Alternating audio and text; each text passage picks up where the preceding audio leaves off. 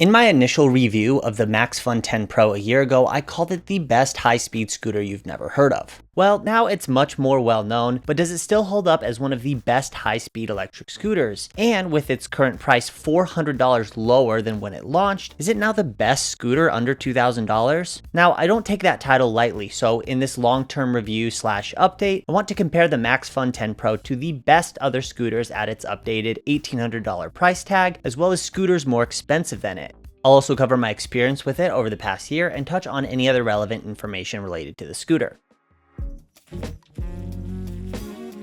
So, I've been able to test a number of new serious contenders under $2,000 since I originally reviewed the 10 Pro, including the Monster Yumi Raptor, which offers speeds close to 50 miles an hour at a very similar price to the Maxfun. There's also the new Varla Eagle One 3.0, which I haven't released my review of yet when this video comes out, but that is on the way. The Eagle One has been a staple on this channel for many years, and I think will always be a contender under $2,000. Then around $2,000 and a little above, you have your usual high quality suspects like the Nami Klima, Apollo Phantom, Roadrunner RS5, and Cabo Mantis King GT, to name just a few. Let's look in depth at how the Maxfun 10 Pro stacks up against these scooters and the market in general. How does it fare in terms of design, performance, and ride quality against the other best scooters in the price class?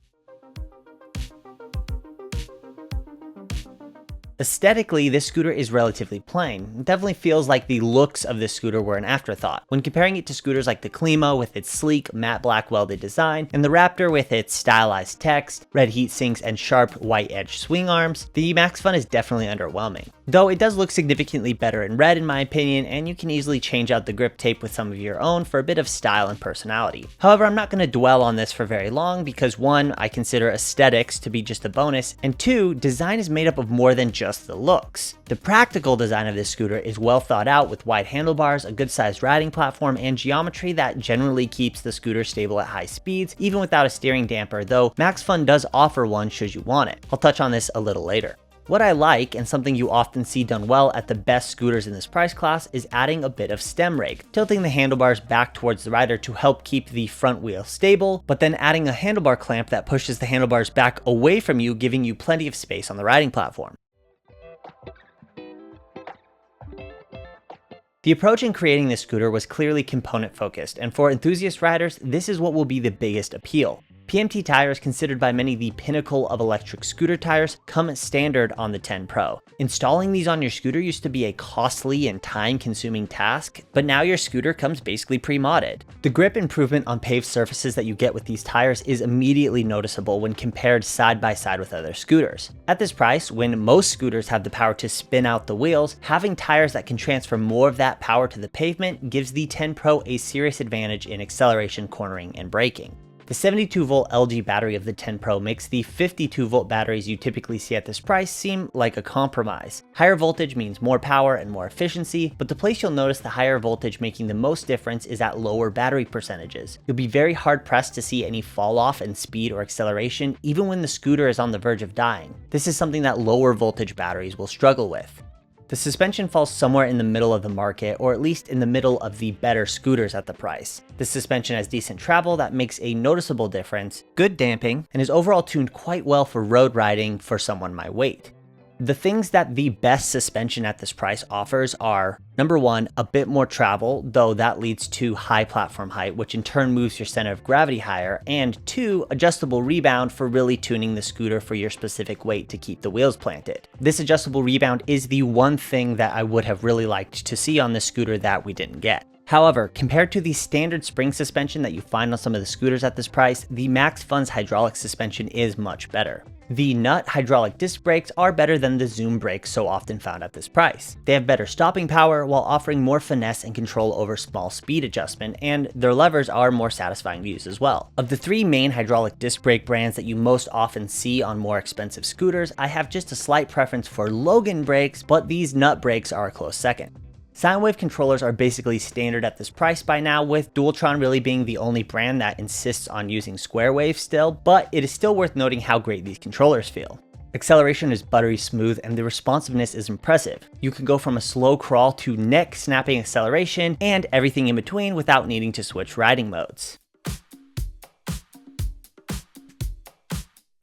At $1,800, you're competing with top speeds around 35 to 45 miles an hour from the competition, and the Maxfun comes in on the upper end of that with a tested top GPS speed of 43 miles an hour. The part that really impresses me is the acceleration, which is on a level that you rarely encounter at the price. Its acceleration time to 30 miles an hour comes in the low 5-second range, with me, a 200-pound rider. Lighter riders could see acceleration times in the 4-second range, and there are very few scooters at the price that get close to that acceleration time.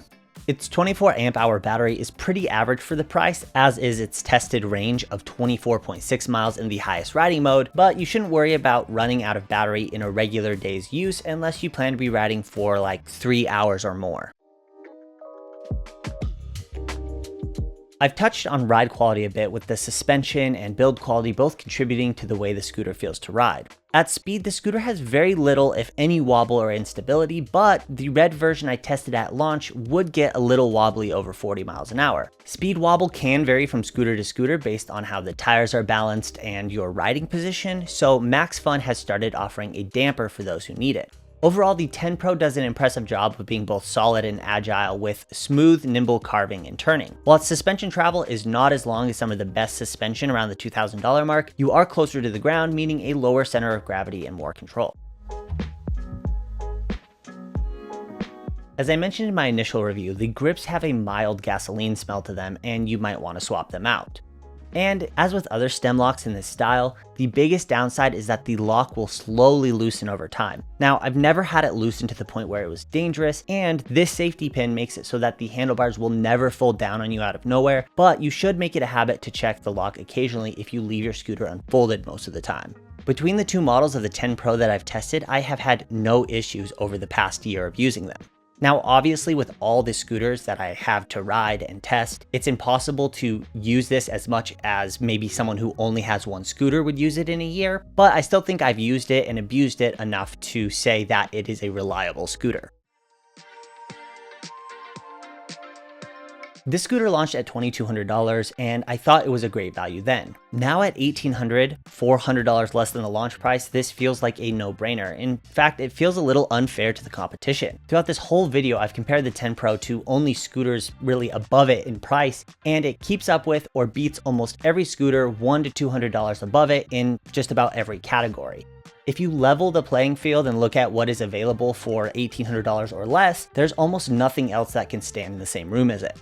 If you like fast scooters and you like extra money in your pocket, then the 10 Pro is the way to go.